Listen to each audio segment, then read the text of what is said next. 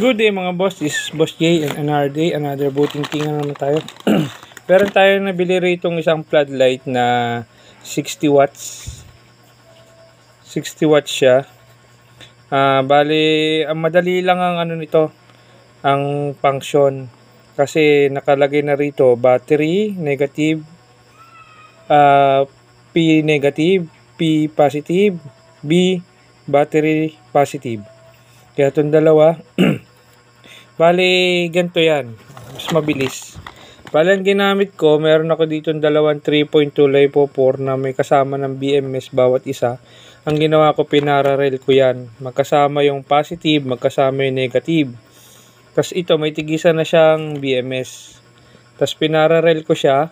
Tapos nakakonekta na yung battery niyang positive dito sa positive ng battery. Tapos battery negative. Tapos itong P negative tsaka P positive, dito naman siya nakalagay sa charger. Ang ginamit kong charger ay DC jack. Tapos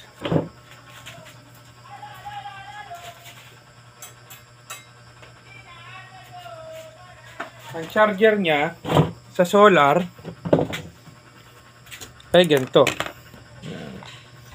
Yan. Sasaksak mo dyan. Nakakonect to sa solar panel, positive, negative. Tapos yan ay sasaksak mo dyan. Tapos, nakalagay ang ganyan. Napakadali lang. Kahit bata, kaya to. Basta mahilig sa pagkukuting-ting, no? Ganyan lang siya. Yan. Tapos, lagyan natin ng lock. Tapos, kabilang lock.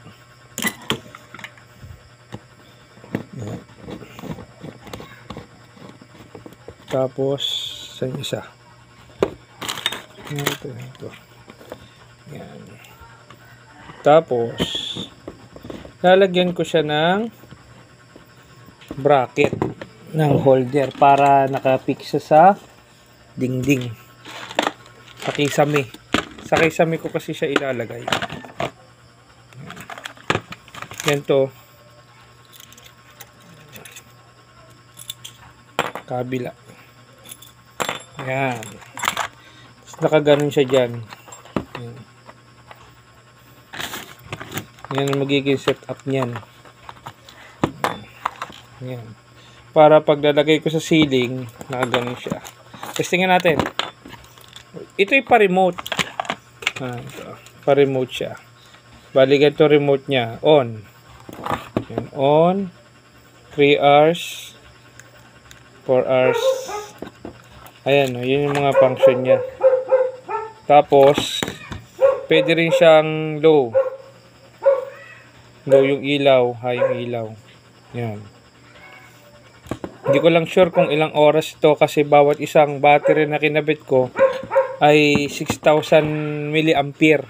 Di bali dalawa yun, parallel, magiging 12,000 milliampere.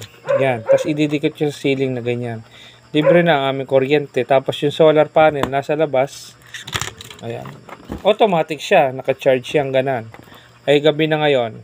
Kaya hindi na siya nagpapangsyon. Pagkadating ng umaga, mamatay na si ilaw. Mag-charge na siya si unit. Tapos ito, may battery indicator siya. Oh. Pag narito, nasa ba ilaw? Ito. Ito natin. Ayan.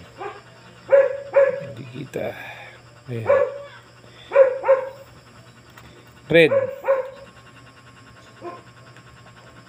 Ayan, red. 1, 2, 3, 4. Tapos ito nagbiblink tong kulay blue or green. Ibig sabihin charging. Yun lang. Maraming salamat and see you in my next vlog. Alright.